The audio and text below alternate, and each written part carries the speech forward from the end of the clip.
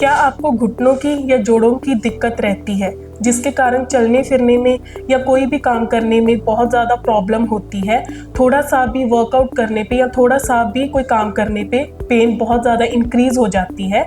तो jetty Ayurveda presents A ortho kit.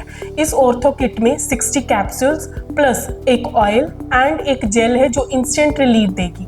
When you will be taking this gel या applying this jail, उस time पे आपकी pen instantly कम हो जाएगी।